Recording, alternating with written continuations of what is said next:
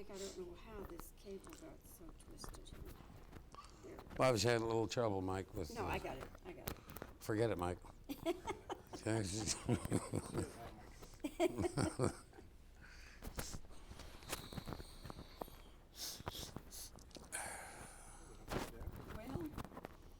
been on vacation, so don't tell him what it's been up to.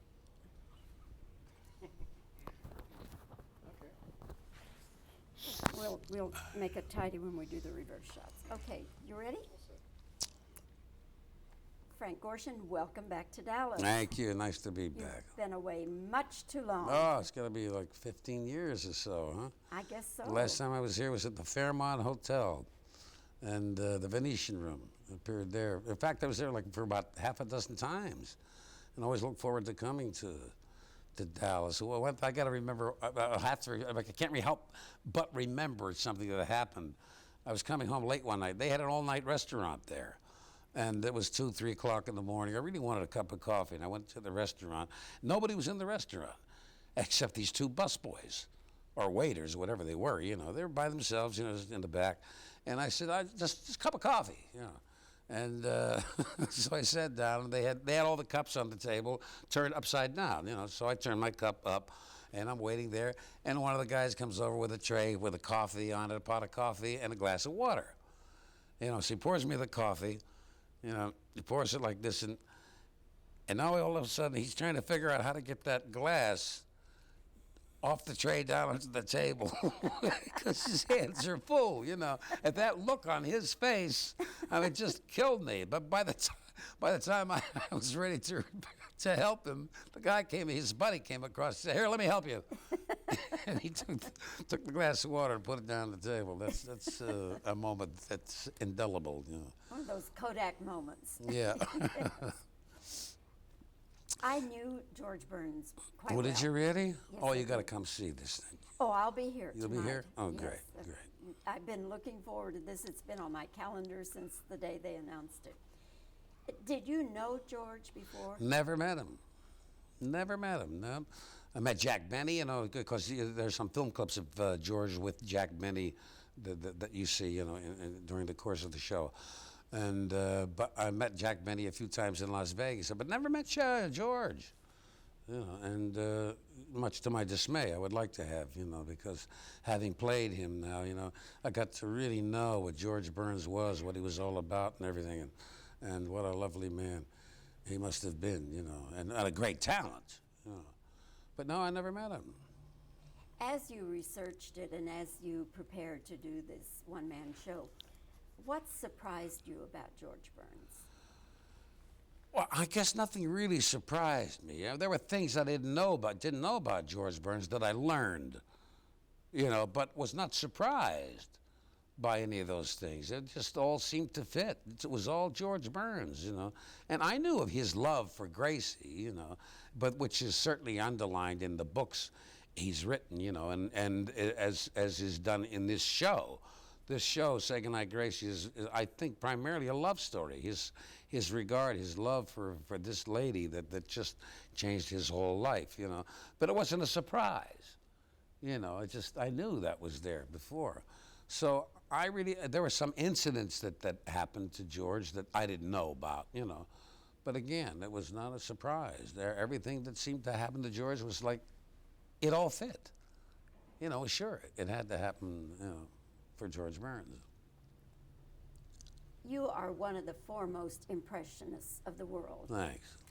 And you have done so many different people. But I gather you never had done George Burns?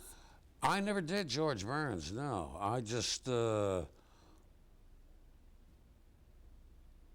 tried to keep my impressions unique when I started getting some exposure as an impressionist. I wanted to do people that hadn't been done before. And George Burns had been done by everybody, literally. You know, Will Jordan, Rich Little, David Fry. All the impressionists were all doing George Burns. And I thought, well, I'm not going to do George Burns because they're all doing it. So at one point, I was asked if I could do George Burns for a movie. You know, and I said, yeah, I could do it. You know, so the movie was never finished, never released. And it was called Everything's George. But in this movie, I did George Burns. And what I gained from the movie was a piece of film of me as George Burns, which was seen subsequently by Bill Franzblau, who is now the producer of my show, and Rupert Holmes, who was the writer of same. And it was their idea. They said, let's do a one-man show on George Burns. And I loved the idea of it, you know. I thought, wow, it's going to be a big undertaking to learn all those lines and everything, where I don't talk to anybody but me, you know. And so it was a commitment I made. I said, I got to do this thing. And I loved it. I've enjoyed it ever since, you know. So that's well over a year. I've done close to 500 shows up to date. And of course, And I'm not tired of it. I look forward to it every night. You know, it's always different. The reaction from the audience is different. Something always seems to be in the air that makes it different, and it makes you look forward to doing it again. You've won many awards, and the show has won, and you personally have won. But when you were waiting for those first reviews, how nervous were you? Oh, I was nervous, you know, as any actor is, you know. Well, to some actors, they've been in the business so long, as I have been, you know, they learn to, like, not really care about it, you know. And reviews have always been important to me, and I was concerned, yeah, but unanimously, I've never gotten such great reviews, you know, just glowing reviews, and which, you know, thrilled me. It's a standing ovation every show. Close to 500 shows now, and they stand up in every show. Was there anything about recreating George that you found difficult? No, you know, I really have to thank all the other impressionists that did. A lot of us impressionists learn how to do impressions when we see another impressionist do a particular character. They find the key or whatever it is. And I had seen George done by so many of these people before. You know, it was really, I hate to say I stole it, you know, but I was helped by having seen what the other fellows had done. So, and he's such a distinctive personality, his voice, his manner, his everything, you know. It really wasn't that difficult. The toughest part was just learning the lines, learning all those words. But you do it, you make the commitment, and then finally after about a month I had it, you know. The last time I saw George Burns on stage was at Caesar's Palace. Huh. And as I recall, he was about 92 years old. Could be, yeah. And he got up there and he worked over an hour in one by himself. Yeah. And it was flawless. And right toward the end, he didn't boot the joke, but he just booted a word, and he corrected himself. And he said, well, what do you expect? I'm 92 years old. Good for him, yes. But I was impressed. Yeah, sure. But he was always afraid that he was going to forget the act if he didn't work regularly. Can I tell you something? I haven't done this show in 2 weeks, and I'm a little apprehensive about going on tonight, you know. But when you do it night after night, it's, you know, it's by rote, you know. But when you have 2 weeks off, suddenly now you're faced with doing it again. I'm a little concerned, so I hope I don't blow anything tonight.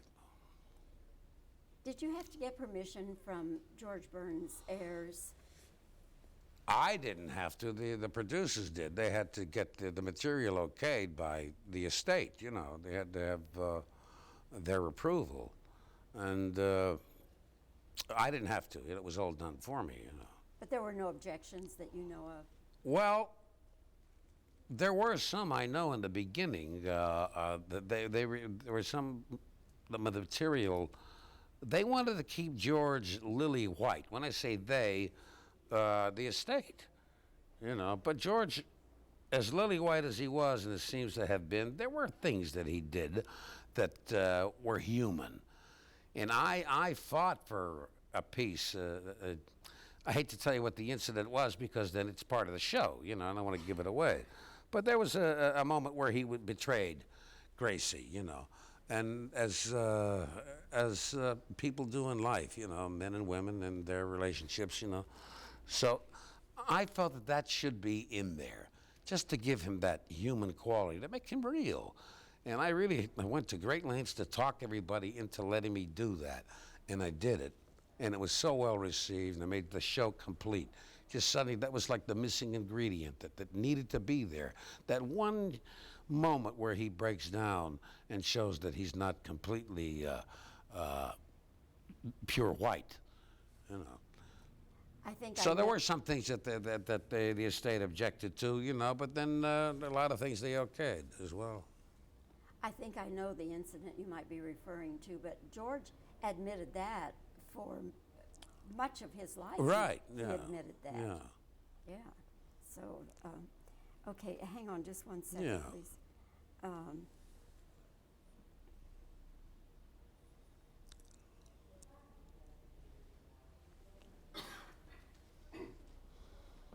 In your portrayal, what age are you portraying of George? Pretty much in his final years. And then we step back, you know, this is a retrospective thing, you know, we go back into his life. And I try to assume a younger attitude then, but it's just two different times in his life. His later years and when he first met Gracie, when he didn't talk with as much gravel in his throat as he did when he got older, you know. And of course he moved differently then too. So I'm in and out of that. Okay. I have to ask you about this Bloodhead. Is it a TV movie or a theatrical movie? It's a movie. I don't know what's going to happen with it, if it'll end up in the theaters, if it'll end up on television, or if it end up in the garbage. It's a strange movie. It was directed by, I can't remember his name. Christopher Coppola, yeah, which is a nephew of Francis Coppola. And he's brilliant, too, the young Christopher, in the way he directed and everything. But the material, I really couldn't understand why he chose to do that particular piece of material. You know, it was strange. It's such a combination of different things, realism, surrealism, monsters in it, and I didn't really understand it. And I thought, well, maybe when I get to work on it, I'll understand it when I see what the co-director's going to do. And having done that, you know, I still didn't understand it. So I'm now waiting to see it in its finished form. Maybe then I'll understand it, you know. So I wish I could tell you more about it, but that's all that's at my disposal right now. Well, you have piqued my I much rather interest. would have done the Last Samurai. And that guy, what is his name? Tom Cruise? Yeah, they had to use him instead of you. Yeah, Bad choice. Bad choice. Frank, you're just as much fun as ever, and you Thanks. know I am one of your devoted fans. I love you just for think that. you Thanks. are one of the great talents of Thanks. this business, Thank you, Mom. past, present, and future. Oh, thanks. Now just stay where you are. Oh, great stuff. Yeah, that's we have that on our B. Now, we had another piece of film, too, that was Fred Astaire. Fred Astaire dancing with George and Gracie. It was a great piece of film. But the estate, not George's estate, but Fred Astaire's estate wouldn't allow us to use it. Yeah. I know they're tough. I have heard other stories about them too. Okay, I'm going to re-ask the question, and you start to answer, and then I'll just wave you. Oh, okay, Because we yeah. already have your Oh, answer. yeah, okay, sure. Great. Was there anything about George Burns that surprised you? Yeah, the Adolphus Hotel. That's okay. Good. Okay.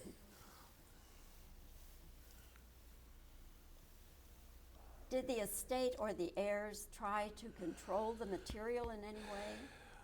Well, they wanted to have the authority to okay or not okay, but they were pretty lenient. You know, they pretty much let everything go through. What was the most difficult thing about portraying George Burns?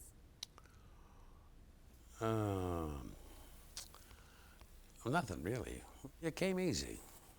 It came easy because I had seen other people do. All right. Okay.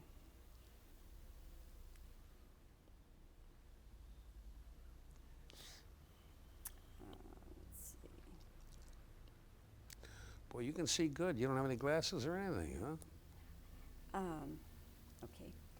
There was one other thing that surprising. It's all right. Take your time. No, I can work that in without a question. and it was something that just came to me. It wasn't anything that I thought of. Let's see.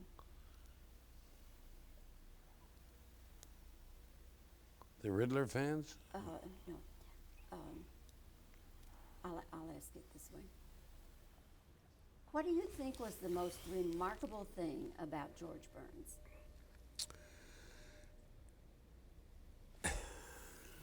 I don't know. It was all remarkable. Everything he did, the way he did things, it was all remarkable.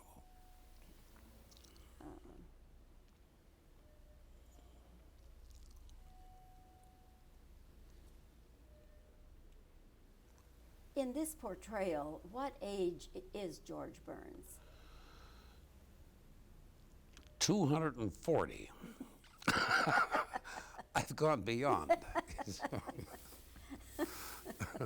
Okay, I think that'll get it. All right, yeah. No, I think that's got it. Okay?